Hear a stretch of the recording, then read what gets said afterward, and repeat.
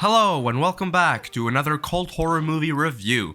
After releasing the all-time classic that is The Thing, John Carpenter had to make a movie that was actually profitable, because believe it or not, The Thing did not do very well at the box office. So less than 9 months after Stephen King released his latest novel Christine, Carpenter would go on to directing a motion picture adaptation of this horror story, and this is the movie we're looking at today. But just before we get going, you guys already know the drill. If there's a cult horror movie you would like me to review, just leave me a comment down below. And don't forget to like this video and subscribe and let me know your thoughts and feelings on Christine.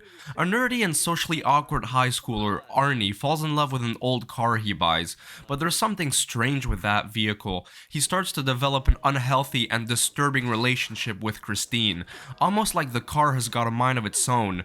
So if you've been mean to Arnie, you better watch out, because Christine is coming for you. I was surprised to find out that John Carpenter did not take on Christine as a personal project, but just as a job because he needed the money. Apparently he wasn't very invested into the making of this. And honestly, this movie is pretty good considering he could not give two craps about it. I'm thinking that without Carpenter's touch, this movie could have really been awful, considering you can only do so much with a haunted car that kills people. Oddly, it feels sometimes more like a drama and less like a horror film. There's interesting character development, we get to know who they are a bit, which is not always the case in John Carpenter movies. There's good chemistry between Arnie and his best friend Dennis. Gradually, we see Arnie go from being a socially awkward kid that people bully to a cool and confident guy that doesn't take no for an answer. Gradually, Arnie becomes more and more obsessed with Christine. He really treats the car like a person, and it starts to consume his entire life. In the end, it's like they become one. But man, is that one beautiful Plymouth 58. Around $1.5 million of the entire budget was poured into the cars. The special effects where Christine is regenerating herself are really well done. I was impressed.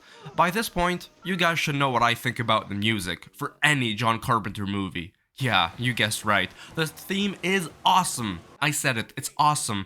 It's short, repetitive, but heart-pounding and adds so much atmosphere. It's such a banger that I would listen to it sometimes while doing something else. Carpenter really knows how to make a bop. I applaud the cinematography. Christine is of such a polished, glossy, and shiny red. It's eye candy, and I love it. Once again, this being a Carpenter movie, he manages to build a dark atmosphere and some great visuals. That scene where Christine is engulfed in flames while chasing a bully down will always haunt my nightmares. Just the thought of that car driving itself can send chills down my spine. It's not clear to me why the car is possessed. The scene at the very beginning where Christine hurts a factory worker and then kills another one was added to give an origin story. It's not featured in the original book, but it doesn't explain precisely whose ghost it is, or is Christine just pure evil to begin with?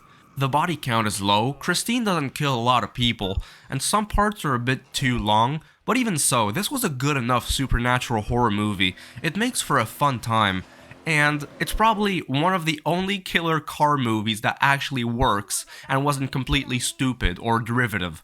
Ever since 2021, there's been talk about a remake being produced under Jason Blum. I'm excited and I like to know what it'll give. Let's give it a shot. For some reason, King himself didn't like the movie and thought it was boring, but overall, I thought it was a satisfying and entertaining horror pick. So if you want, give Christine a watch.